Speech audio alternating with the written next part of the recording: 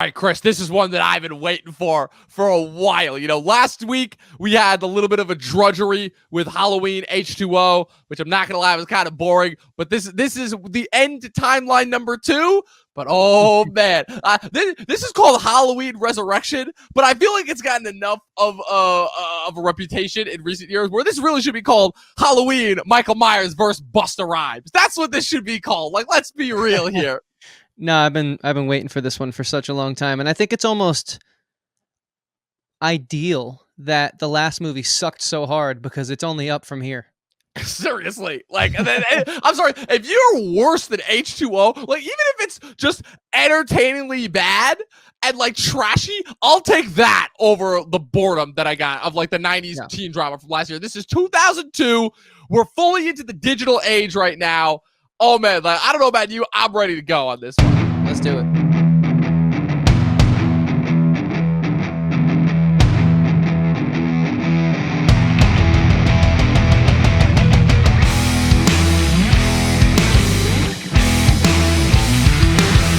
Better start. The theme is playing underneath the intro. Brought back Rick Rosenthal from Halloween 2. Perfect. Busta Rhymes. I love how he's the first one credited. Poor Loree. I don't get it. She chopped his head off in the last. Oh, come on. Really? Really? God damn. He's the juggernaut, bitch. Nice. How long does she have this planned? Oh, she's got to make sure this time. Oh, damn. Oh. Jamie Lee Curtis is like, oh, thank God. I'm out. Carl Jung, eh? Yeah, right. We're talking about the cosmogenic cycle here. Okay. Riding, what even is that? Is that a moped? Is that like we said moped at the same exact time? That needs to make the edit. A few years before she went on to play Starbuck. Wow, this aged incredibly well. Yeah. I'm gonna laugh every time I see that moped now. Myers. Oh man, Tyra Banks. God damn. Oh my God. The face. I hit the face. I can't. Top of your head, boy. Why don't you just pat yourself on the back? I don't even know what to make of that. Like, this shit is stupid, but I love every second of it. Yeah, same.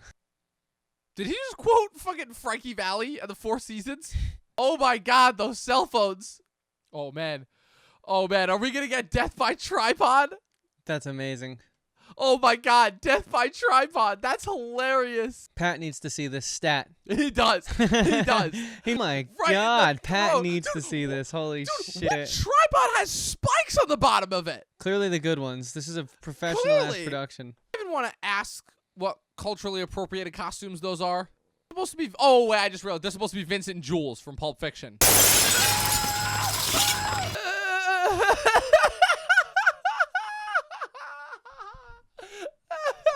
I mean, could you imagine if this was an actual reality show? It'd be where amazing. They actually killed people. I love how they're all like into it. That's so awesome. Right? I thought he was gonna get made fun of for being the guy at the party doing this, but they're now into he's the it. cool dude. Made in fucking Taiwan. Ow. Amazing. That's the most accurate part about this movie. That's why Busta Rhymes hates Michael Myers so much. I said, what you looking at me like that for? Huh? You don't get it? A little razzle dazzle, a little pizzazz, a little thrill in life. You know what I mean? And us being the ones that give it to them, I don't see nothing wrong with that. Wow, when people actually cared about their integrity. If that was today, Busta Rhymes wouldn't even have to explain himself. Yo! Oh shit, with the head clean off. Wow. This is either the best or the worst Halloween movie. I can't decide. Oh shit. Oh man. That's some Season of the Witch shit right there. With the one-liners. The one-liners are killing me here. You like sushi? Oh God. This is every internet commentator on a horror movie's wet dream. Yeah, for real.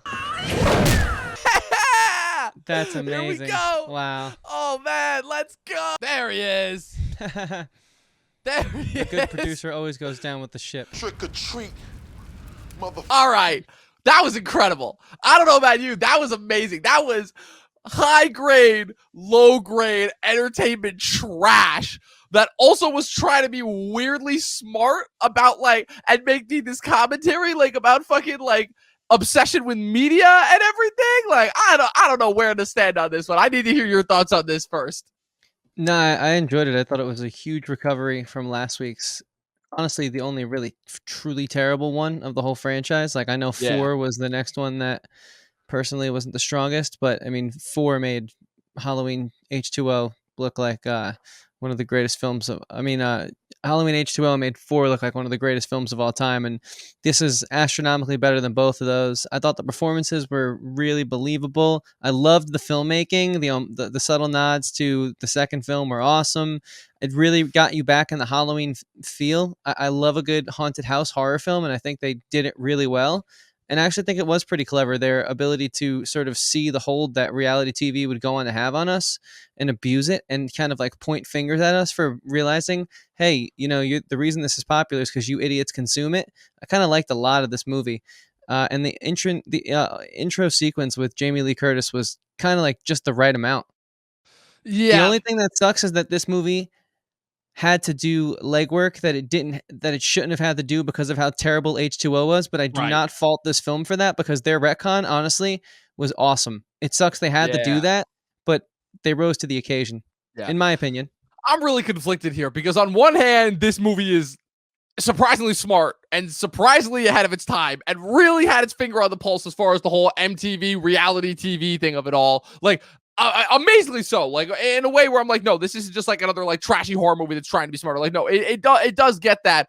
But then on the other hand, I'm like, yeah, but it still has the tricks, it still has the tropes, it still has the cliches, it still has all that. I'm sorry, the tacked on Laurie Strode thing at the beginning in order to recover from H20, that whole thing. I'm like, I can see the look of the sigh of relief on Jamie Lee Curtis's face as she dies when Michael stabs her. Don't get me wrong, I had an absolute blast with this movie, but I don't necessarily know if it's like, I don't necessarily know if it's one of those things where it's actually like smart or if it just happened to kind of get lucky and the rest of it is kind of just like trash. Like, don't get me wrong, the filmmaking itself, I actually think like it probably does like it takes the most advantage as far as like bringing in the digital age and like, kind of like the crappy found footage look that had been established by Blair Witch, because Blair Witch happens 1 year after H20. Like, there's a lot that happens in the horror realm in between these last 2 movies. And, like, this movie clearly reflects that. But I don't know as far as that goes. Don't get me wrong. It's entertaining as hell. And I got everything that I wanted from this and more. Like, fucking everything that Busta Rhymes is doing in this movie, A++ for like that. It's incredible to say the least. The kung fu scene when Sean Patrick Thomas is fucking like swinging around the knives to go at Michael when Michael crushes Luke Kirby's head. All that shit is great. This is the most entertained that I've been by one of these horror movies in a long, long time. Yeah, I don't know if you come into this one at this point in the series with some of the rises and falls of the previous films expecting revolutionary, groundbreaking high art anymore. And so because of that, I think to get a really well done haunted house movie in the season when you want to watch that type of movie, I don't know what more you could ask for. The series certainly recovered and it's back on its feet. We'll see what happens going forward, but we were in some pretty dark territory with the last film, so just the triumph of this film in comparison, considering this is the second timeline, I don't know what more you could ask for. It's like, I'm not saying this is like, Psycho or anything, but it was honestly pretty well done, and I thought for the silliness, they handled it appropriately. They handled the college kids on this weird ass reality TV live stream thing. They handled it really well. I honestly, considering like what they were given, like that's the thing I'm always going to come back to is they were not given they were given not only one of the weakest foundations in the Halloween franchise, but like this was a hard retcon. Like this was like hardcore retcon, and rightfully like, so. The way they overcame this is just, it's impressive, in my opinion. Absolutely. And again, credit to Rick Rosenthal. They brought him back from Halloween 2, and it shows definitely. As far as where this ranks within the franchise for me, I'd have to say it probably scores right in the middle. Because for me, it doesn't quite touch the A+ tier, which is Season of the Witch, Curse of Michael Myers, and then the first 2. But it definitely doesn't fall as low as like 4, 5, and then obviously H20, which is like way below that. So this like sits right in the middle for me as far as that goes. I feel like that's like the most fair criticism that I can give it. This is, I can't quite justify it as a 4 because again, it doesn't have the wow factor that those earlier 4 movies had for me. So I give this 3.5 out of 5 stars.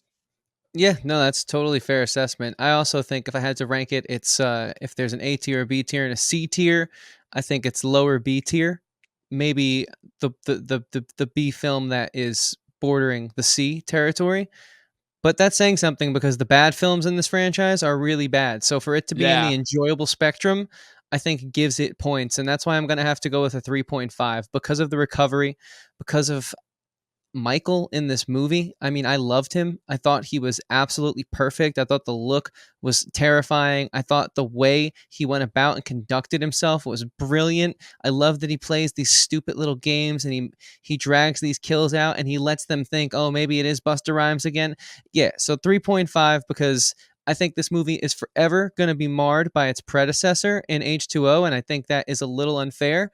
So, with that being said, Dom, take us out of this one, man. Another Absolutely. solid, spooky event in the books, right? Another solid spooky event. We're almost done too. It's crazy. We've got 2 more of these. We got the Rob Zombie movies in the next 2 weeks, and then we're done. Then we're ranking all these suckers. And honestly, I can't wait. I'm looking forward to this rankings more than the Fast and Furious rankings. Because and who are we ranking them with? First ever guest. Wait, are we bringing them on? Are we bringing them on? Yes, we are. Oh fuck You've seen them all. Fuck yeah, we are bringing on the one, the only Johnny Man. And make sure that he's available. Make sure that he can do a Wednesday night. But man, dude, he said during this film, he said, "Tell Dom," and I quote. Let me pull my phone up. Oh okay. Man, you gotta quote it. You gotta quote it. I'm ready. Oh man, I can't wait. This is already the video that I'm looking forward to the most as far as videos that we have going on for the rest of the year. So people, that was our first time watch of Halloween Resurrection. It was everything that I could have possibly wanted from it and more. So what did you guys think of this first time watch? Are you guys looking forward to the Rob Zombie movies next weekend? Let me know what I'm in, what I should look forward to as far as what's in store with these next 2 movies. Thank you guys for tuning in with us every single step of the way. Be sure to once again click the like button, click the subscribe button, click the bell next to it. That way you guys get notified every time we put up new content. Chris, where can the good people find you? They can find me in the same places they can find our podcast on Instagram, Facebook, and Twitter at Christian Evanko. Evanko spelled Evanko. I make music, which you can find very handily and very easily through the link in my bio. It's on Spotify, Apple Music, Google Play, YouTube Music, and a plethora of other streaming services. So please check that out. I'd very much so appreciate that, as well as go give my other podcast, Talkin with Andrew and Chris, a little love. Spin an episode. It's a movie. It's a music and sort of video game pop culture talk show, and I think you guys would enjoy it. And with that being said, the last thing I think you guys would enjoy is not only the continuation of this series, as Dom stated, into next week as we hit the Rob Zombie films, but also Dom's sarcastic and never-ending barrage of social media hilarity. Where can they find that, Dom? I don't know about never ending because it's been pretty depressing just in the realm of social media lately, but they can follow me at Movie Nerd Reviews on Facebook and Instagram. But more importantly, you can follow me at Talkin TV Podcast on both Facebook and Instagram, where I'm posting every single day, twice a day. People, we're almost done with our next first time watch. We don't know what the next one is going to be, but it's going to be something big. That's all that I'm going to say. So once again, thank you guys for tuning in to another spooky installment. We'll catch you guys next week.